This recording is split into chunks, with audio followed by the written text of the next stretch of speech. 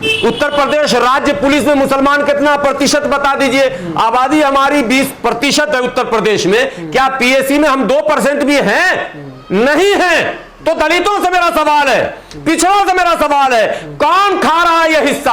हम तो आबादी का अनुपात में भी नहीं है कि रोहिंग्या आके बस गया। सवाल सवाल सवाल सवाल, रोहिंग्या जितना आया वो इंटरनेशनल कानून के तहत आया, उसको कार्ड इशू किया गया है, होम मिनिस्ट्री के पास पूरे रिकॉर्ड है।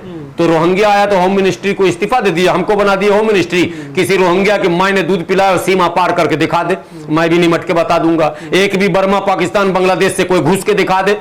आप कैसे गृह मंत्री हो साहब कि घुसा भी जा रहा और आप भाषण दिया, हाय अल्लाह घुस गया, मुसलमान घुसा दिया। मुसलमान को खाने का उपाय नहीं, मुसलमान बांग्लादेश से लाकर घुसा रहा, खुद खाने का उपाय नहीं। राजनीति में दूर दूर तक कहीं नहीं, सरकार में कहीं नहीं, पावर में कहीं नहीं, डीएम कहीं नहीं, एसपी का हम कहीं है ही नहीं है, और हम ही घुसा रहे हैं। कोई बयान है? कितना बेवकूफी भरा बयान, और इस पर यकीन करने वाला कितना बड़ा होगा, इतना बड़ा वाला होगा जो विश्वास कर रहा होगा इस बयान पर और वोट भी दे देगा।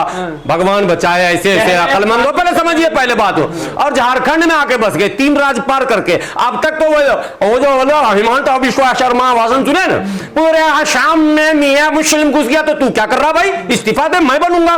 मजा नहीं, एक भी मियां मुसलमान घुस जाएगा, ठीक है। और वो आसाम में तो घुसा तो तुमने रोका नहीं, अब चला गया झारखंड में रोकने के लिए, एकदम पागल बना के रख दिया। ये बेवकूफी वाली बात है। तो 3 लेयर सिक्योरिटी को पार करके मियां में इतना दम हो गया कि वो मियां दूसरे मियां को लाके बसा रहा है, और डेमोग्राफी बिगड़ रहा है, और हिस्ट्री भी बिगड़ेगा, ज्योग्राफी भी बिगड़ेगा, और बाद में जो है पॉलिटिक्स भी बिगड़ जाएगा, और फिर प्रधानमंत्री मियां बन जाएगा 2047 तक, और भारत इस्लामी राष्ट्र बन जाएगा। अजीब तू कहे यार, कोई तर्क मैथमेटिक्स 2 और 2 4 भी नहीं पढ़ा क्या इन लोग? और सुनने वाला सुन भी रहा, ताली भी पीट रहा, नारा भी लगा रहा, वोट भी डाल रहा। अरे जिंदगी में नहीं ऐसा होगा। 2047 तक उनका टारगेट था कि हिंदू राष्ट्र घोषित करेंगे, मनुस्मृति लागू करेंगे, उनका टारगेट है। इसीलिए पलट के समझा रहे हैं लोगों को, इस्लाम आ जाएगा। अब कैसे आ जाएगा? 15% वाला 85% को कैसे माप देगा? जरा हमको तो ये बताइए। इस भारत में लाख इतिहासकार आ जाएं और लाख इतिहास की किताब लिख दें, लेकिन क्या बाबा साहब को पानी पीने से रोका गया? ये इतिहास कोई मिटाएगा क्या? क्योंकि वो तो दिन मनाया जाता है। क्या बाबा साहब ने मनुस्मृति दहन किया? ये इतिहास कोई मिटाएगा क्या? आप बताइए, मिटाएगा क्या? क्या माता सावित्री बाई फूले पर गोबर फेंका गया, ये इतिहास मिटाइएगा क्या? कीचड़ डाला गया, ये इतिहास मिटाइएगा क्या? नहीं मिटाइएगा। अब सवाल पैदा होता है, पानी पीने से रोका किसने? मुसलमान ने रोका? नहीं। तो खतरा मुसलमान कहां रहा? कीचड़ और गोबर माता सावित्री बाई पर मुसलमान ने फेंका? जवाब है नहीं। तो आपको खतरा हमसे कहां से है? जिसने फेंका उससे ना खतरा जी। हम तो आपके सपोर्ट में आए, हम तो आपको सोशल संरक्षण हमने दिया, ये सच्चाई है। हमने कोशिश की कि नहीं, ये सम्मानजनक जीने का अधिकार इनको भी है, और इनके साथ अगर अपमानित करने की कोशिश तुम करोगे तो हम इनके साथ खड़े होंगे। तो इतिहास को जब जब खंगालेंगे, अखिलेश जी का टोटी चोर कहकर, और वो जो धुलवाया गंगा जल से, वो हमने धुलवाया क्या? वो तो वही धुलवाए थे जो कह रहे हैं बटोगे तो कटोगे। तो वो खुद बांटे या हम बांटे? किसने बांटा? अखिलेश को अछूत किसने किया? मुसलमान ने किया या हमारे योगी जी ने किया, जिन्होंने ये भाषण दिया कटोगे तो बटोगे तो कटोगे? तो बांट तो वो रहे हैं। तो क्या अपने बयान पर फंस रहे हैं इस तरह से? नहीं फंस, वो तो जनता तय करेगी। देखिए, भारत का पिछड़ा दलित तय करेगा, इसमें हमारी कोई भूमिका नहीं है। आप बटिए मत, आप एक हो जाइए। हम तो कहते हैं पूरा भारत एक हो जाइए, और अगर उसके बाद भी योगी जी कहते हैं नहीं मुसलमान को हटा दो किनारे, तो हम तो किनारे हैं ही 70 साल से, हम तो मार्जिनलाइज्ड हैं ही। हम यूपी में पूछते हैं योगी जी से, पीएससी में मुसलमान कितना प्रतिशत बता दीजिए। उत्तर प्रदेश राज्य पुलिस में मुसलमान कितना प्रतिशत बता दीजिए। आबादी हमारी 20% है उत्तर प्रदेश में, क्या पीएससी में हम 2% भी हैं? नहीं है। तो दलितों से मेरा सवाल है, पिछड़ों से मेरा सवाल है, कौन खा रहा है यह हिस्सा? हम तो आबादी का अनुपात में भी नहीं है, ले भी नहीं रहे, दिया भी नहीं जा रहा। एजुकेशन में जाकर निकल ले, योगी जी में अगर दम है तो एक लिस्ट जारी कर दें, एक श्वेत पत्र जारी करें। हम कहते हैं कि मुसलमान एजुकेशन में कितना है, सरकार की नौकरी में, हेल्थ में कितना है, सरकार की नौकरी में, तमाम मंत्रालयों में सचिव जितने उसमें मुसलमान कहां पर है, डीएम पूरे 80 जिला में कितना है, एसपी कितना है, कोई भी तो आंकड़ा दो भैया। किसको दिमाग खराब कर रहे हो, किसको उल्टा सीधा पढ़ा रहे हो? हम कहीं हैं ही नहीं यार, हम तो हैं टायर पंक्चर बनाने में। हम तो अंडा, मछली, मुर्गी, सब्जी, रेहड़ी, जल्ली, पल्ली ये काम कर रहे हैं। हम तो कबाड़ी का काम कर रहे हैं। अब वो भी तुम करने नहीं देना चाहते हो। ये ना फल बेचते हैं तो कहते नहीं फल में लिखो अब्दुल फल वाला, ठीक है। और फल के बारे में एक माने नैरेटिव सेट किया गया कि अब्दुल थूकता है। फिर हमने जूस का दुकान खोला तो बोला अब्दुल मूतता है, मूतने वाली पकड़ी गई बाद में ऑन कैमरा। हमारे लोग पकड़े नहीं गए, जबरदस्ती मैंने एक चैनल में कहा था आप में दम है तो मूतते हुए का तस्वीर दिखाइए। बोतल लेके पहुंच जाते हैं और 20 लोग मार पीट के और पुलिस से मिलके। अभी पुलिस क्या क्या कर रही है उपचुनाव में, अभी हाजी रिजवान का बयान आ चुका, पुलिस क्या क्या खेल कर रही है। जबरन जबरदस्त खेल खेल रही, यानी जिसको बोलते हैं ना हिटलर भी शर्मा जाएगा। एक एक कार्यकर्ता को थाने बुलाया जा रहा, समाजवादी के रिमांड लिया जा रहा, कहा जा रहा अगर वोट दे बेटा तो मुकदमा चाट ठोक दूंगा। ये पुलिस का काम है? ये किसका काम है? ये सरकार करवा रही है। तो ऐसी सूरत में दलितों और पिछड़ों से मेरा सवाल है कि आप भक्त बनो तो आपको भक्ति मुबारक हो, लेकिन हमने आपका कुछ खाया नहीं है, हमने आपको दिया है, आपके लिए छोड़ा है, रास्ता साफ किया है, पॉलिटिक्स में भी आपको सम्मान दिया है और मार्केट में भी हमने आपके लिए रास्ता छोड़ दिया है। इसलिए इससे हमारा कोई लेना देना नहीं है। बटो कटो, जो उनको नहीं बटना है वो उधर जाएं, जिनको बटना है वो कहां जाएं, वो अपना अखिलेश की बात सुने, लेकिन हमारा इस बयान से कोई लेना देना नहीं। और हम मुसलमान में भी जो लीडर कहते हैं ना एक हो जाओ, हम उसके भी खिलाफ हैं। ये बेकार की पॉलिटिकल बातें, एक ना हो जाओ। हकीकत यह है कि नेक हो जाओ, संविधान को मानने वाले बन जाओ, सबको सम्मान देने वाले बन जाओ, सबके अधिकार की बात करने वाले बन जाओ और देश में संविधान का राज कैसे स्थापित हो इसके लिए प्रयास करने वाले बन जाओ। उधर दूसरी तरफ प्रधानमंत्री मोदी जी कह रहे हैं इंडिया अलायंस वाले घुसपैठी या समर्थक हैं, आपकी रोटी छीन लेंगे, बेटी छीन लेंगे, माटी छीन लेंगे। झारखंड में इस तरह के बयान दिए जा रहे हैं। हाँ, अब झारखंड में तो बड़ा समस्या है, लेकिन लोकसभा में भी मोदी जी ने कहा था। मोदी जी ने लोकसभा, अब मोदी जी का मैंने कहा ना आपको, जब पिक था तो उन्होंने कहा सबका साथ, फिर कहा सबका विकास, फिर कहा सबका विश्वास, फिर कहा सबका प्रयास। अब जब ये चारों नारे आ गए और भारत का मुसलमान मिजाज बनाने लगा कि यार ये तो बहुत अच्छा नारा है, हम लोग को भी मोदी जी के साथ जुड़ जाना चाहिए। जब सबका साथ है तो फिर भेदभाव कहां, जब सबका विकास है तो भेदभाव कहां, जब सबके प्रयास की बात हो रही है तो देश के लिए सबको प्रयास करना चाहिए मिलजुल कर। जब ये माहौल बना, मुसलमान जाने की कोशिश करने लगे, तब ये नया ड्रामा शुरू हुआ। अब पहले लोकसभा में उन्होंने कहा मंगलसूत्र भैंस, वो आपको याद हो जी बिल्कुल, कितने का मंगलसूत्र छीना गया, जहां कांग्रेस शासित राज है या सफाइयों का राज है, समाजवादियों का राज है, अंबेडकरवादियों का राज है, जिन जिन राज्यों में, क्या वहां मंगलसूत्र सुरक्षित है या नहीं है, यह अंधभक्तों को मैं पूछना चाहता हूं और वो अंधभक्त बयान देंगे। अब आया आपकी रोटी छीन लेंगे, आपकी माटी छीन लेंगे, आपकी बेटी छीन लेंगे। अभी सोशल मीडिया पर एक खबर चल रही है, मैं उसकी पुष्टि नहीं करता हूं, आप पत्रकार लोग पुष्टि कर देंगे।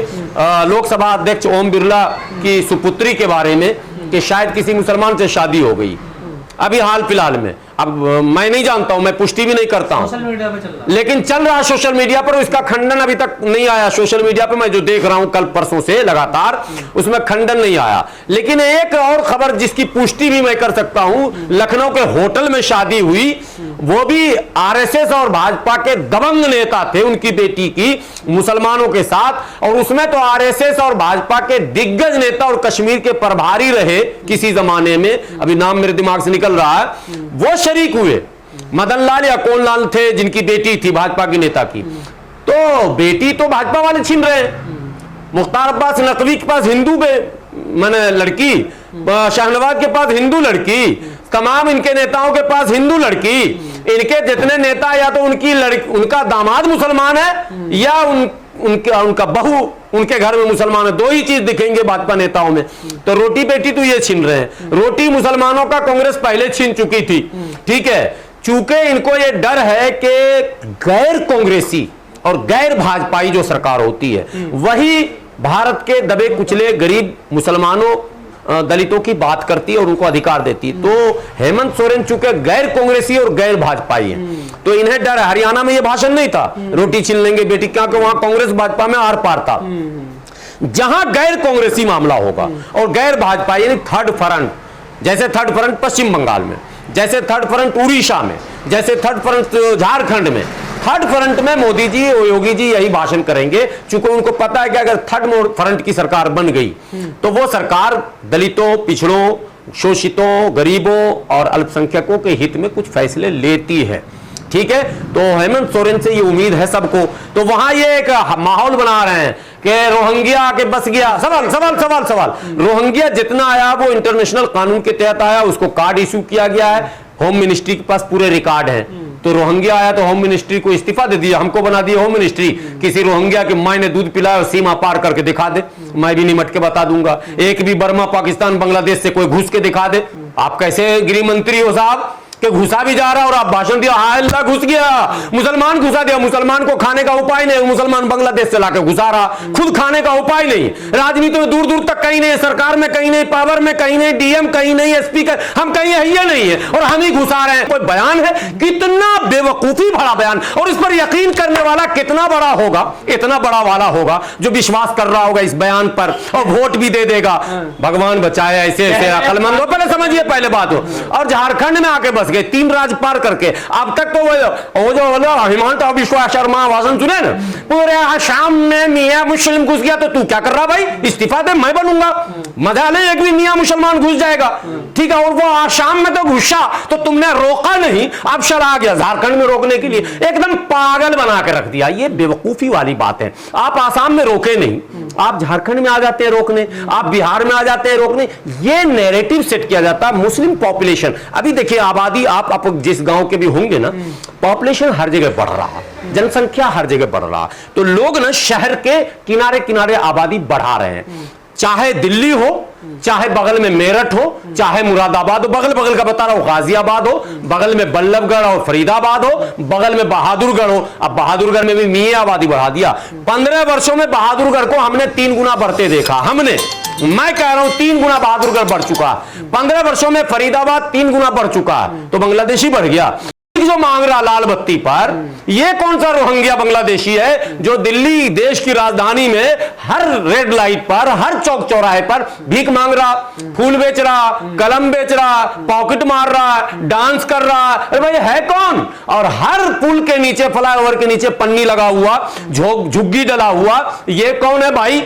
गंगा के तट पर, ये यमुना के तट पर हजारों झुग्गियां, ये कौन है भाई? ये सब बांग्लादेशी है। तो ऐसा करो भैया, आप लोग इस्तीफा दे दो। ये आ कहां से रहा है? ऊपर से टपक तो नहीं रहा, कोई तो बॉर्डर से ही आएगा। बॉर्डर में बीएसएफ है, बीएसएफ शक्तिशाली फौज हमारी। उसके बाद क्या कहते हैं, अलग से वो तिब्बत बॉर्डर, उसको क्या STBT क्या कहते हैं उसको, तिब्बती के सेना के नाम से कुछ नाम है। 3-4 तरह की सेनाएं हैं। तो 3 लेयर सिक्योरिटी को पार करके मियां में इतना दम हो गया कि वो मियां दूसरे मियां को लाके बसा रहा है, और डेमोग्राफी बिगड़ रहा है, और हिस्ट्री भी बिगड़ेगा, ज्योग्राफी भी बिगड़ेगा, और बाद में जो है पॉलिटिक्स भी बिगड़ जाएगा, और फिर प्रधानमंत्री मियां बन जाएगा 2047 तक, और भारत इस्लामी राष्ट्र बन जाएगा। अजीब तू कहे यार, कोई तर्क, मैथमेटिक्स 2 और 2 4 भी नहीं पढ़ा क्या इन लोग? और सुनने वाला सुन भी रहा, ताली भी पीट रहा, नारा भी लगा रहा, वोट भी डाल रहा। अरे जिंदगी में नहीं ऐसा होगा।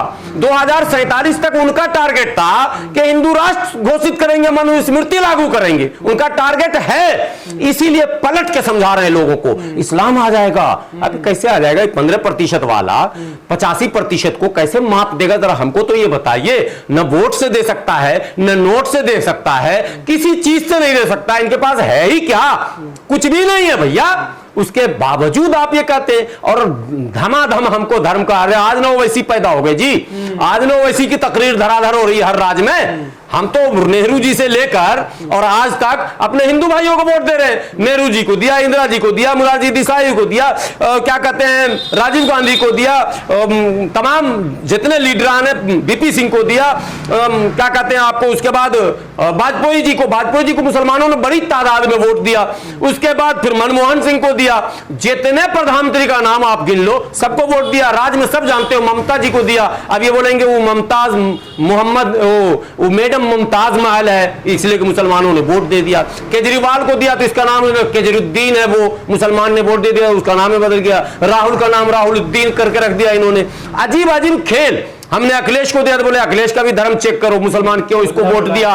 तेजस्वी को मुसलमानों ने वोट दिया तो इन्होंने कहा तेजस्वी का भी धर्म चेक करो, तो पैजामा खोल के चेक करोगे। अजीब पागल बना रहे हो क्या इस देश को।